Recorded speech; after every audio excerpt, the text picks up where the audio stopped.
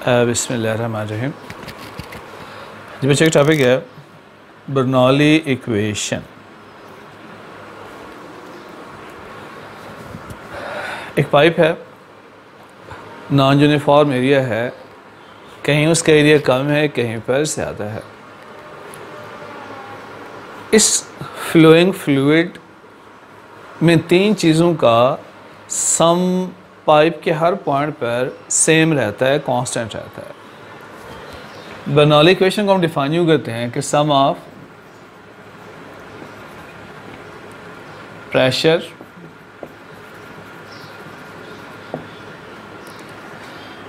Kinetic energy per unit volume and potential energy per unit volume of flowing fluid remains constant at every point.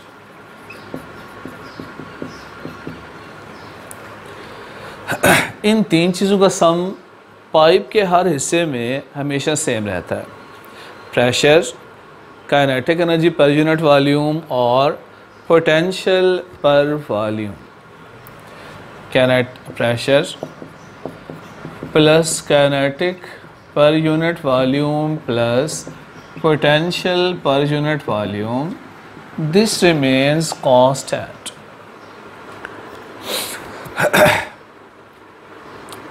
Right, simply यूं क्यों नहीं कह दिया कि pressure plus kinetic plus potential इनका some constant रहता है? ऐसे क्यों नहीं कह दिया? नीचे वॉल्यूम क्यों लगाया? इसकी सिग्निफिकेंस क्या है? वजह यह है कि हमेशा एक जैसे यूनिट्स आपस में जमा माइनस होते हैं जिनका यूनिट सेम हो। एक जैसी फिजिकल क्वांटिटीज़ को आप सम कर सकते हैं।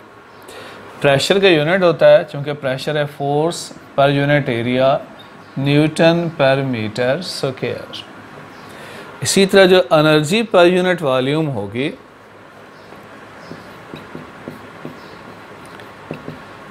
एनर्जी जाउल होती है, joule per metre cube. Joule newton metre होता है डिवाइडेड बाय मीटर क्यूब। एक मीटर से एक मीटर कैंसिल हो गया तो ये भी न्यूटन पर मीटर स्क्वायर बन गया, तो ये भी प्रेशर की फॉर्म आ गई।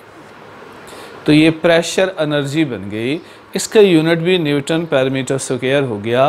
तो जिनके यूनिट सेम होते हैं उन्हें आपस में जमा किया जाता है। अब देखते हैं इसकी वैल्यू क्या होती है।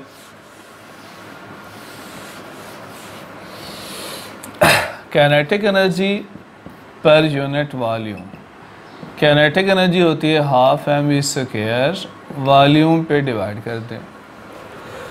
हमें पता है मास पर यूनिट वॉल्यूम डेंसिटी होती है, इसको रॉ से शो करते हैं, तो ये बनेगा half rho V square.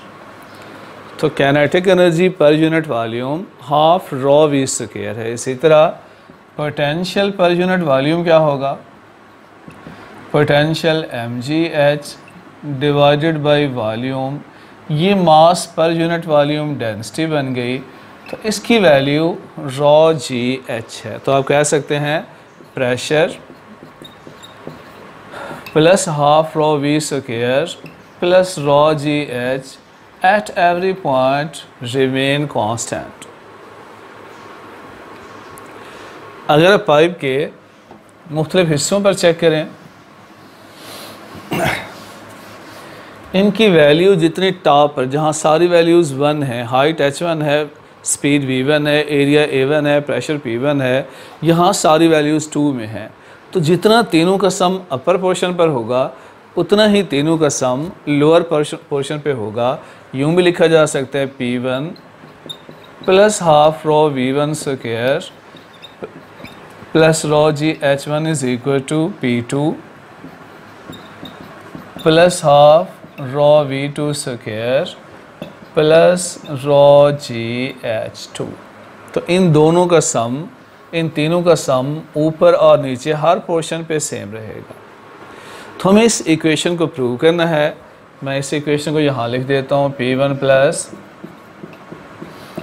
Half rho V1 square plus rho G H1 is equal to P2 plus half rho V2 square plus rho G H2। इस इक्वेशन को हमने प्रूव करना है।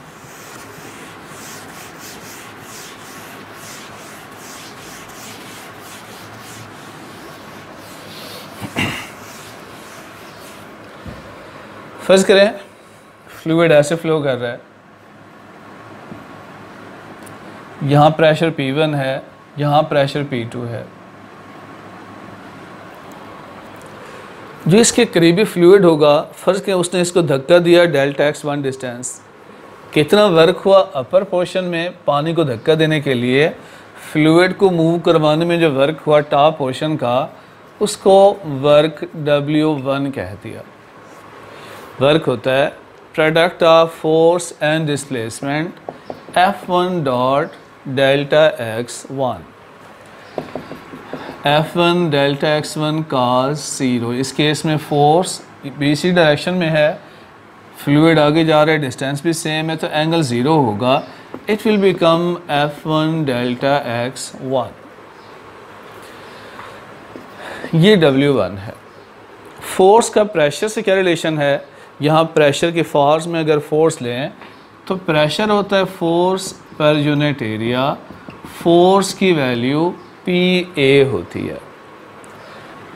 F1 है तो F1 क्या होगा? P1A1। F2 क्या होगा?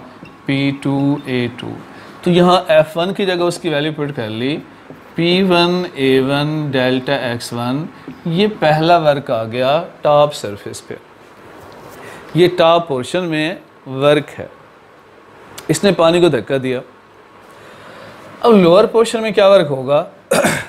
W2 कहते हैं उसको, F2 डॉट डेल्टा x2।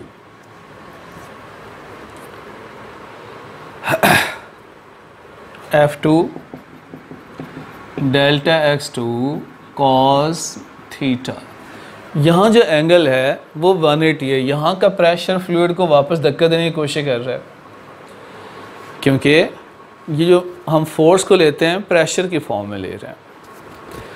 तो यहाँ पर एंगल 180 है, that will become minus F2 delta x2, और F2 की वैल्यू होती है P2A2 delta x2, that is work W2।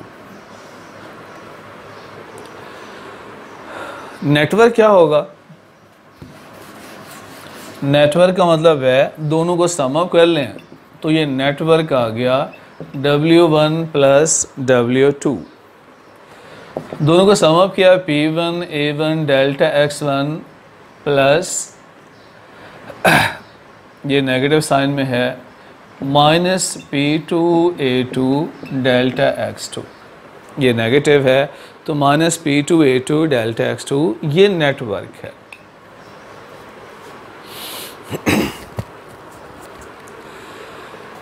एक चीज़ जो इम्पोर्टेंट है समझनी, हमने इक्वेशन ऑफ कॉन्टिन्यूटी पढ़ी थी। इक्वेशन ऑफ कॉन्टिन्यूटी होती है कि A1V1 is equal to A2V2। ठीक है, एरिया और स्पीड का प्रोडक्ट हर जगह क्या रहता है? सेम। अगर मैं दोनों तरफ टाइम से मल्टीप्लाई कर दूं, t से मल्टीप्लाई कर दूं, तो ये भी आपस में सेम रहेंगे। सेम क्वांटिटी से मल्टीप्लाई किया। v1t क्या होता है? वेलोसिटी है delta x by T. Delta x होता है वेलोसिटी मल्टीप्लाई टाइम। तो ये A1 डेल्टा x1 हो गया और ये डेल्टा x2 होगा A2 डेल्टा x2 गया। A1 डेल्टा x1 बराबर है A2 डेल्टा x2 के। ये वॉल्यूम होता है area multiply distance, volume V1, ये वॉल्यूम V2, दोनों सेम है, V के बराबर है। तो A1 डेल्टा x1 ये वॉल्यूम V1 है, A2 डेल्टा x2 ये वॉल्यूम V2 है, और दोनों बराबर हैं। दोनों की जगह V पुट कर लें। So you can write P1V minus P2V। ये नेटवर्क है। अगर वॉल्यूम कॉमन ले लें तो P1 माइनस P2 ये नेटवर्क आ गया। अब वॉल्यूम को अगर डेंसिटी की फॉर्म में लिखना चाहें, डेंसिटी होती है मास पर यूनिट वॉल्यूम, वॉल्यूम होगा mass divided by density.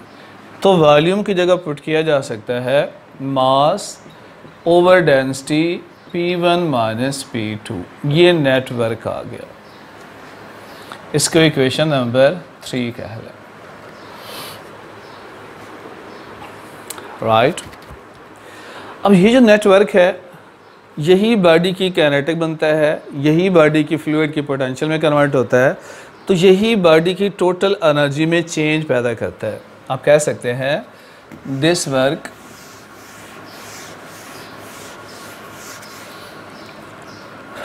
Work is equal to change in kinetic plus change in potential. Work की वैल्यू है mass over density P1 minus P2। काइनेटिक में चेंज क्या है, final kinetic half m2 v2 square minus half m1 v1 square.